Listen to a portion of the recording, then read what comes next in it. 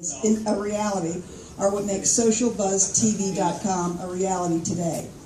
It's no mystery why Sebastian is referred to as a walking billboard and the creator of buzz. Socialbuzztv.com was conceptualized and founded by Sebastian in March of 2010 with more than 12 years of experience in marketing and online ad space. Sebastian has a real knack for not only thinking outside the box, but showing there can be reasonable thinking inside that box. He has a passion for social media, creating buzz for brands, and spreading the word on the power behind the digital space, which has been the driving force to launch socialbuzztv.com, bow tie and all. I'd like to now introduce Sebastian Rusk. Thank you so much. Can you guys hear me okay? Is that door shut over there? Because those employees will quit by the time I'm done here. Do we need to close this? I get loud and excited sometimes. Are we okay? No, we need to close it. Okay. Awesome. And we're actually live streaming this on Periscope. So I'd say hello, but we're going to do that at the end. So I kindly ask if you need to get to the front of the room, if you can go that way. Otherwise, I'll tackle you. Not kidding. What's happening, everybody? It's a good-looking bunch here. Made the trek up from Miami. And it's always good to be back up in Palm Beach County. Is that where I'm at? Yeah. Excellent. What a massive venue here at NCCI. Thanks so much for having me and for hosting it. This is fantastic. So let me start with social media sucks. You don't know what you're doing. I was cast for a reality show probably about 3.5 years ago, and I had to fly to New York for the day to meet with the executives. It was a day trip. They flew me out at 5 o'clock in the morning. I got into the city by 10 o'clock. My meeting was like 55 seconds, and they just want to look at you and ask you why you want to be on reality television, and they send you on your way, and my flight wasn't until about 6 o'clock. So naturally I wandered over to Times Square, and I stood there for a second, and I said, I am in the advertising mecca of the world, and everyone is looking down at their phones. Right there it clicked, and I said, we are in the midst of an incredible shift in the way we communicate. The way we communicate will never happen again. Do you understand? Sending a fax, I mean, it has to be a dire situation of no means of technology happening. I had someone ask me to fax them something last week, and I kindly said, you're breaking up. I can't hear you. How do people get mad if someone calls you? You couldn't text me first? Let me know you're going to call? I make it a point to make phone calls because they're so personal, and no one does them anymore. Handwritten thank you notes, things of that nature. They really count, and they really sink in. Today I want to talk to you about social media and public relations. Why? Because this sounds like the right crowd to talk to you about social media and public relations. Not that I'm familiar with the world of PR, but building a brand from nothing, and I don't say that to brag, I'm just extremely proud of being able to leverage nothing and make something over the past 6 years. And I've continued to have an ongoing conversation with my public relations friends, and no one still seems to get it, that social media and public relations coming together is an incredible, incredible relationship, not to mention powerful relationship. And I'm going to get into some reasons why, but here's my reason. So if someone says, Sebastian, as a public relations professional, what do I need to be doing pertaining to social media? I'm not a how-to social media guy. I'm just here to disrupt your thought process and invite you to consider the idea of becoming the go-to source for what you do. So it's that friend you can call for anything. It's 3 o'clock in the morning, you're broke down on the side of Alligator Alley. Pick up the phone, they pick up in one ring, and they're there. Or maybe you're that for someone. Imagine being the go-to source for what you do as a business, remaining top of mind. Public relations, marketing, advertising, all of those drive the customer in the door. Social media keeps them there. Why? Because we have the unique opportunity of continuing the conversation from after the first interaction. Once they're in our ecosystem, it's our job not to sell them, but to provide as much value as we possibly can to people that probably will never buy from us. And that's a big rub. Wait a second.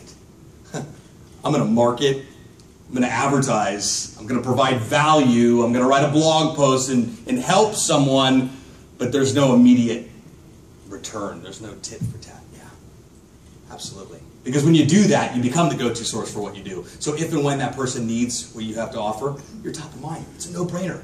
Think about a chiropractor in your room. I bet everybody in this room could refer me to a chiropractor right on top of your head. Or a dentist, or an accountant, or a PR professional. Just kidding. So that's my book. I don't read books, but I wrote one. Had a unique opportunity a couple of years ago, and was introduced to my publisher, and they had no social media strategy whatsoever, so I immediately identified an opportunity, and they said, hey, have you ever thought about writing a book? And so I think about it every day, but the thought of actually writing another chapter makes me want to punch myself in the face. And I had been writing it for about a year and a half, and it was an ongoing process. I thought 30,000 words, I'm at like 1,000, and it's been 6 months. So I said, well, we've got a talk your book program. And I'm like, well, I could talk for months, right? So they said, well, why don't you give us what you've come up with? Why don't you give us your manuscript? I'm like, I don't know if we could call it that, but I'm going to give you what I have. And we'll assign you to an editorial team, and you'll have an editor that will work alongside you, and we'll just break down what you've come up with, and you can continue to add to that process. And after some time, we'll have extracted what your story is. So we did that in probably about 4 months. I think I broke records. I think we got the book recorded in like 4 days. I was like, we need to do 2 hours a day. I'm like, can we do 4? Because I wanted to knock it out. So we started that process in November, and I got the book in March. So it's a hybrid between major publishing and self-publishing. I was able to use an old photo shoot that I did a couple of years ago, branding food, to work on it. So how this whole thing became a reality, it just blows my mind, but I feel extremely blessed with the opportunity to have a platform to tell my story. The book is not a how-to. The book is my story on how I built a brand from nothing. And if anything, maybe it shifts people's focus on what they should be thinking about pertaining to social media and their brand, but maybe it might pull somebody out of the gutter like I was in 2008 and say, hey, you know what, I hate this job, I'm out of here, I'm going to go follow my dreams and build my brand. Or maybe I need to find another job, or maybe something to be able to disrupt and think differently is really the goal of the book. So it's available for $15 wherever books are sold, and if you want to buy it, awesome, I really appreciate it, but don't forget to write a review on Amazon. So this is a little bit about me. I'm a social media strategist, I'm an author, and I create buzz for brands. So our agency, Social Buzz TV, handles the setup, strategy, and ongoing monthly maintenance of a brand's social media strategy. The category of one is that I am very much involved with that process. A, I'm on the client's team, and B, usually if it's a product or service or event or organization, something that I can wrap my head and bow tie around, then I'm an integral part of that process. So I'm talking about the product, endorsing the product, using the product, telling people about the product, doing events around the product, etc. So when I start the conversation of social media and public relations, if you're doing a grand opening for a client, and you bring Sebastian in the bow tie and his crew in live tweeting and posting, working the red carpet and the step and repeat, and we're periscoping the event, I'm creating content in real time before Channel 7 even makes it back to their news van, let alone the station, to get the story out, maybe if something doesn't bump that process. But SebastianRusk.com is my brand. That's why I speak and talk. It's all I really want to do is talk and educate and motivate and help people better understand what this world of social media is all about and where we're going, and maintain a level of transparency with the brands and individuals that I work with. Who I am in person is who I am, or personally, is who I am in business. I mix everything together. I talk about everything. We get a little edgy sometimes. We talk about politics when it's funny, or maybe somebody puts a man bun on Donald Trump, or I'm a devout Christian. I talk about going to church all the time. Then I talk about also going and having a beer after church. So it's very unique and very transparent. But this is a little bit different. So I have a 14-year-old daughter, a full-time single dad that I raised. She was with me last time, and she was my Periscope camera girl. But she's 14. She thinks she's 40. But she's 14, and it's just an absolute pleasure to be raised in such a stellar human being, way better human being than I am. So she keeps me in line and keeps me focused, and yeah, here we are, folks. So there's my contact information. In the event you don't get my card or grab it, you want to take a picture of that, or somebody's tweeted the hashtag social media sucks. Are you guys surprised?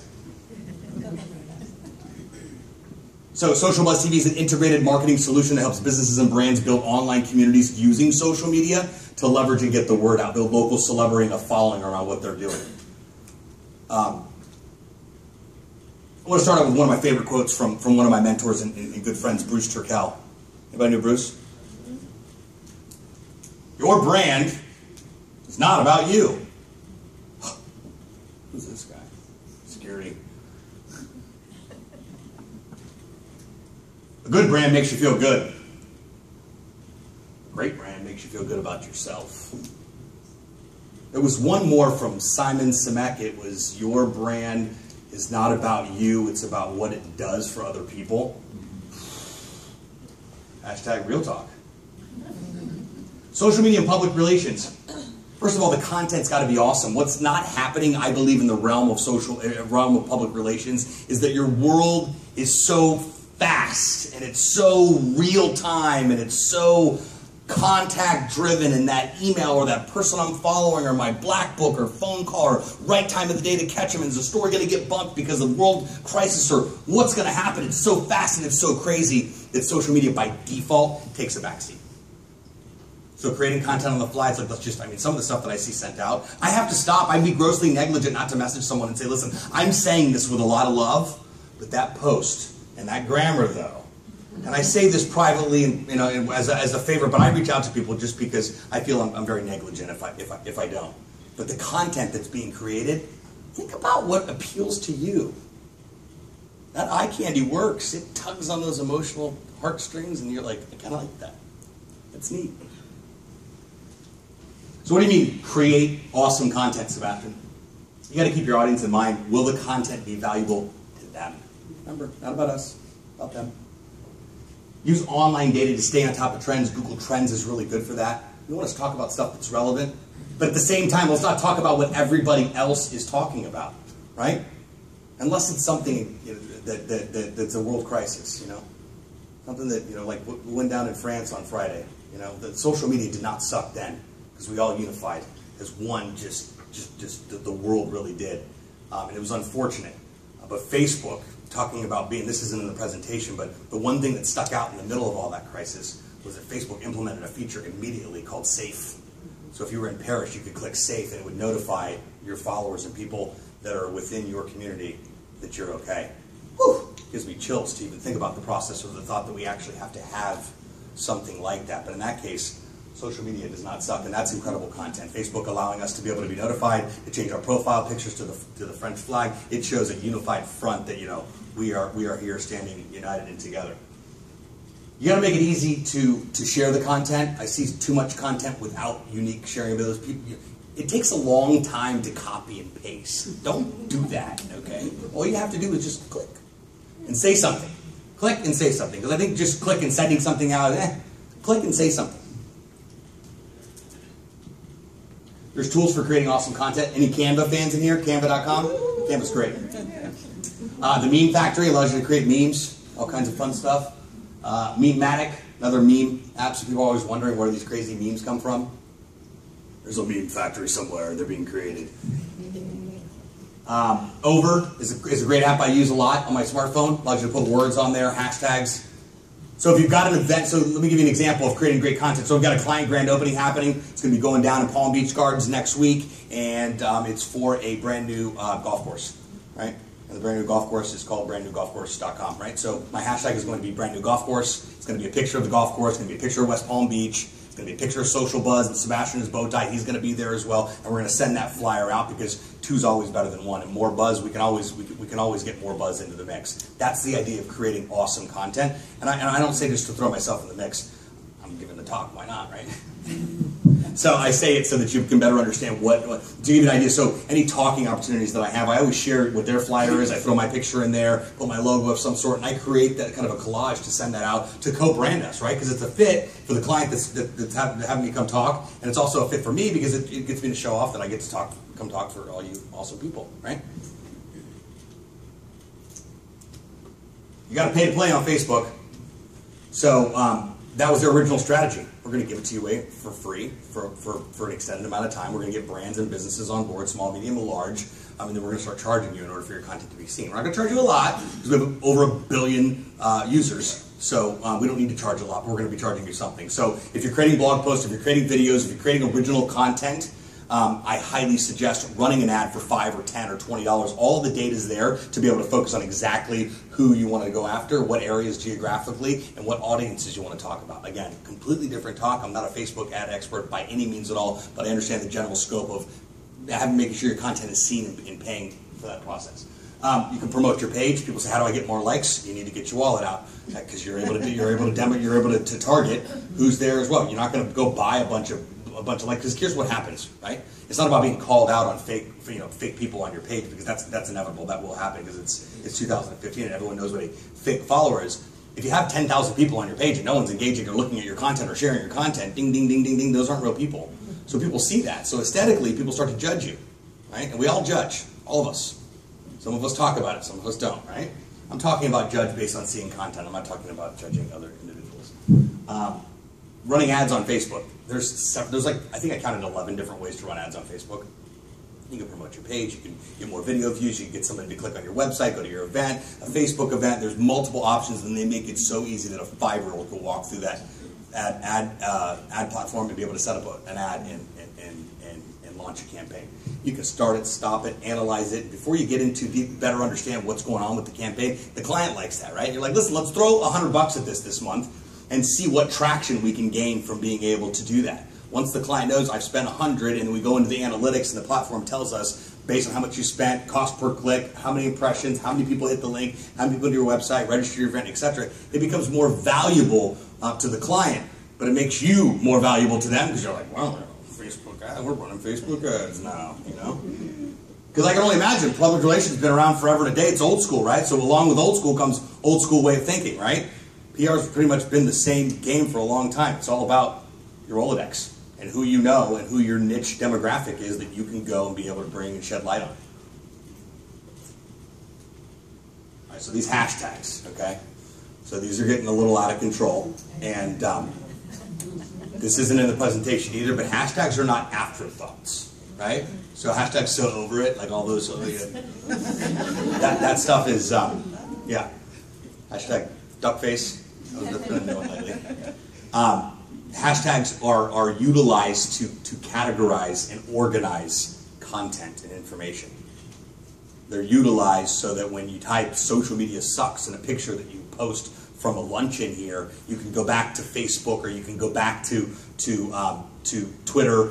You can even go to Google and you can search for that hashtag, and all the content for that hashtag will show up. No one owns hashtags, right? So you maintain hashtags by dominating and creating new content, making sure you're staying on top of it. I'm not the only one who uses social media sucks, but usually when someone's using social media sucks, it's because, like, you know, they were outed on something, or someone broke up with them and shared it. It's probably like a teenager, most likely, who goes and does it. But the goal of hashtags is to be able to organize information. Again, you got that grand opening at my brand new golf course in West Palm Beach. You want to make sure you're creating that hashtag so that when you go back, not only your content is showing up, but everybody's content showing up, because that hashtag is a marketing tool. That is a PR marketing machine before, during, and after the event. Don't ever. Can I get a commitment by a raise of hands that everyone's going to use a hashtag at their next event for their client? Okay, fine. Half the room. Awesome. We don't do events, Sebastian. Know your audience, will you? You want to utilize that. People are using hashtags for weddings now, right? Yeah. People are using hashtags to tell us that their baby's, 12 weeks old. Is that the same as 3 months? Just checking. Just checking.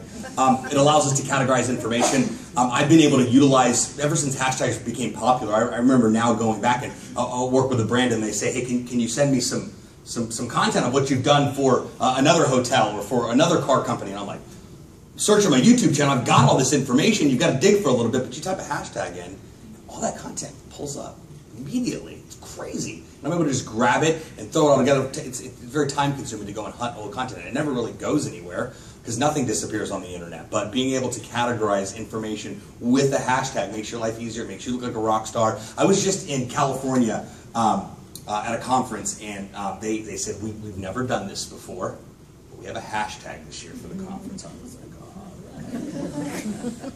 So they announced the hashtag, and I had attendees coming up and saying, did you hear about, you're the social media guy, did you hear about the hashtag? And I go, yeah, did you? And they're like, well, I would like to hashtag. Can you walk me through hashtagging? And I'm like, you got it. Pull your Facebook post out real quick. All right, let's take a quick selfie. Okay, our hashtag is BNI Buzz. She goes, okay, great.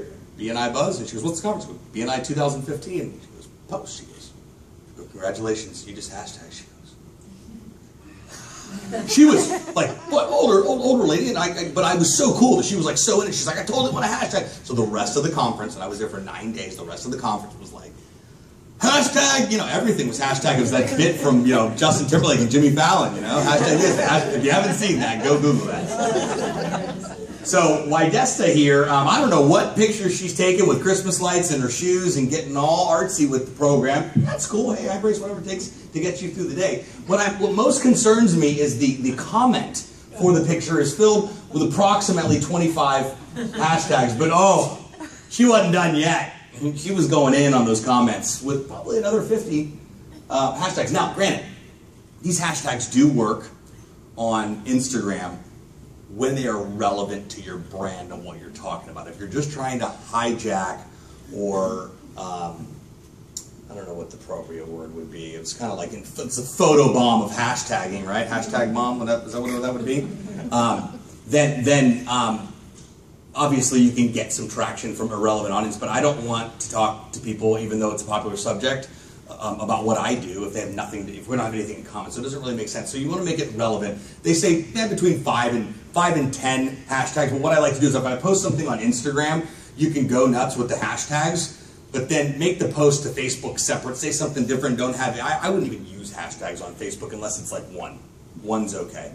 But it's like it's out of control. It's certified out of control. All right. This is probably the highlight of the conversation. This is just this is the icing on the cake and the end all tell all here. And why? Because it's what gets me the most excited, because I see so much opportunity out there that's not being done. And I think it's just time. I don't think that anybody in this room doesn't give a rip about social media, because if you didn't, you wouldn't be here having lunch with us today, right? So it's clear that it's relevant and it's important. How do we find time for it? And how do we keep it out of the backseat? By show of hands, let's be honest. We're on Periscope. How many people put social media in the backseat for your agency? Not for your client, for your agency. A couple people. Okay, cool. So it's a priority for a majority that we've got in here. No? Okay. And then how many people put it in the backseat for their clients?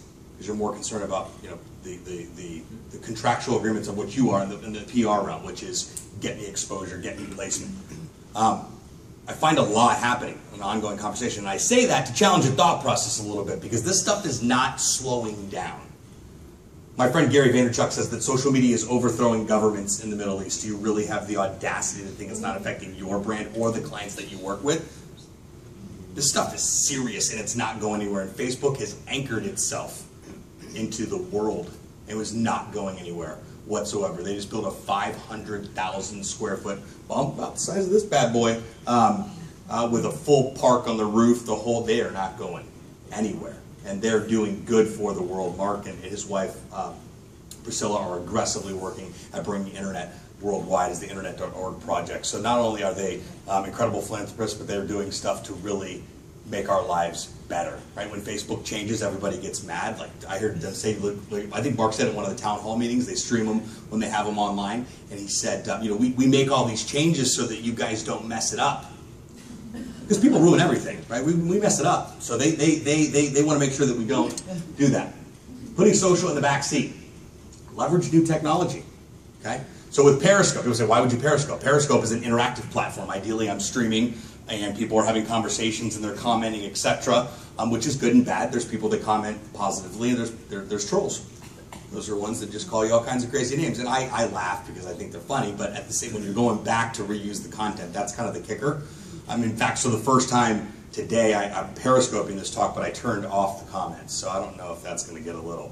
But last time I recorded this talk with PRSA, we did it with Periscope. I'm glad that I did, because I believe the gentleman that was he was a professor, correct? The one that mentioned my name? So I had a scheduling conflict. I was supposed to come talk to his class, and wasn't able to make it up to Boca, so I felt awful. I didn't want to just flake on the guy. He was really just a huge fan of the talk, and we had a chance to connect and exchange emails. And I said, can I send you the recording of the talk that we recorded on Periscope, and then my deck, and then you can use that to fill your 30-minute gap in your class. And he did, and we were able to pull it off. But the reason I illustrate that for you is to help you better understand that it's not just streamed so I can say, hey, look at me. I mean, duh, I'm already doing it. I got a bow tie on. Of course I'm doing that. I'm just kidding. I'm doing it so that I can take the content and then use it later. So I'll create a blog, I'll put it on YouTube, and I'll take the embedded code, and I'll create a blog post, and I'll tweet that out, and I'll schedule it out for the next month, and I'll use popular hashtags. All I want to do is speak publicly, and I do a lot of it, but it's an ongoing conversation constantly. So what I'll do is I'll have this content, and this will be all geared and targeted towards people that book speakers. Right, and building relationships and events and ongoing, having conversations and listening constantly. And I try to leverage that because the first thing people say is, we'd love to have you come talk. Can we see one of your past talks if they don't know who you are? Periscope for events, for client stuff. Why would I utilize this stuff? So if you have a dentist that's a client of yours, and you're helping them with social media, you want to bring new things in, you want to look like the cool kid on the block and say, hey, let's Periscope. What will we Periscope about? Maybe just a dentist minute on Mondays. It's the Monday Dentist Minute. Did you know that brushing for 3 minutes has a significant impact than just brushing for 2.5 minutes? And here's why. And break that down in a minute. And then take that Periscope and put it on YouTube and upload it to Facebook. And create a blog post and share it and schedule it in future times and tell other people about it. So when people are Googling that dentist, you ever find a video when you're looking for something? Oh my goodness, this is crazy, right? You did it purposeful like that, right? Because people... okay, let's take it a step further. Have you ever found a video when you're looking for something, and then that video actually helped you do something? I remember putting together a bed frame. There's 4 pieces there, folks. I guarantee you it's not as easy as it looks. So I did. Pulled up YouTube. I was like, start, stop, start, stop. I'm tripping over the thing, but I finally got the bed frame put together. But I found that out through searching online. The band Journey. Any Journey fans? They found their lead singer from the Philippines singing at a wedding, and this guy nails it. But they found him. They found the Biebs on YouTube. Any Bieber fans? I wasn't before, but he cleaned up his act and his new album is fire. Just saying. Just throwing that out there. I have a 14-year-old, so I'm like, she's brainwashing me. Tickets just went on sale today. So customer service and social media in the C-suite is really starting to take presence. And I get excited about that because the C-suite, we're the toughest crowd I don't ever want to say convince, because I don't try to convince anybody on what we're doing here with this whole social thing, but get them on board and turn the corner as far as where we're at. 55% of the C-suite now values social customer service. Anybody ever complained to a brand or got a problem solved through social media? It works. It works. Why do I need to use Twitter? Because you're a local business and people will talk about me. They already are. Are you part of the conversation or are you not? So Twitter allows you to be part of that conversation. 19% are the tone of voice on social influencers and other channels. So brands are looking to influencers to be able to tell the story of their brand, right? Not everybody can afford to hire a celebrity, a large brand, to be an endorsement. Well, that doesn't really matter anymore. You can find internet celebrities and YouTube celebrities and influencers, individuals that have followings that pertain to what you're doing, right? If you had a bow tie client, right, I'd probably be a pretty good guy to wear your client's bow tie and create content and talk about what he's doing and plug him and bring him up on my show weekly and utilize him and leverage him as the sponsor and etc. To be able to get the word out, right? Because I wear bow ties, it's congruent with the brand. It makes perfect sense. But it's not always that. I get calls for things that are outside in my perfect world. They would call me for sports cars, bow ties, golf. In a perfect world, but I don't. I get called for crazy, applications, new products that are out. I have to turn down a lot of the stuff too because people are just crazy. I'm like, I'm not talking about that publicly. I appreciate your audacity for being able to get this product to market. Not a fit. My 14-year-old watches my content. Sometimes it has to be. I think there's a lot of influencers that would out there that would work for a paycheck, but I believe that has to be a fit for a brand. And you guys, from a public relations and PR standpoint, obviously know that the strategy aspect is so very important to making sure everything blends together. 26% of people take social seriously as a customer service tool. So people. So we got the C-suite going, this stuff's awesome. We got more than half going, this is awesome. Let's continue to crank that out. We're solving problems. We're cutting phone times down. We are getting better ratings online. People are talking about us. They're creating content, etc. We're getting things resolved. The airline industry has really done an exceptional job of at least communicating and getting back to you and helping you change a flight and apologizing for keeping you on the tarmac for 2 hours, etc. They're doing a really good job, except for Spirit Airlines. Did I just say that? I did just say that, didn't I? So here's some tools for increasing your fans and followers. Just some stuff that my team uses, that I've come across in the past, that I've heard about. Tweet PI gets you new Twitter followers targeted. So you go in, you log in, type in specific keywords, phrases, find people unique, that common interest, and you can follow them and they'll follow you back. And once you're part of that ecosystem, then people start to find you. FameBit, you can find online influencers. FameBit's a great website. I'm on FameBit. I'm able to go on and look for opportunities and be able to apply for them. So they ask about my following and what niche and who my audience is and where the content is and how many views you have on your videos. And they want to know all about you socially so that it then matches up with what the brand or product is. So myself as an influencer can go in and apply for these opportunities, but also brands can go in and post what their opportunities and sift through and they can find. So it's a matchmaking service for influencers and for brands. It's really awesome. BuzzSumo is a content generator, generates content. People are like, what in the world do I write about and talk about? I might as well share that article. It's in the trending news. Fresh ideas. This is a URL. Portent.com/tools/title maker. That's a really cool link. Just trust me on that. You'll go there because you can type in a couple keywords. It's like a word jumble type deal, but it gives you like it's an idea jumbler. Jumbler, is that a word? It is now. Riddle.com, you can create quizzes for your content. People like quizzes. They like to be interactive. They like to engage with what you're doing and talk and interact. Social Bro, find customers via Twitter. Social Bro, it's a social listening tool. Social listening.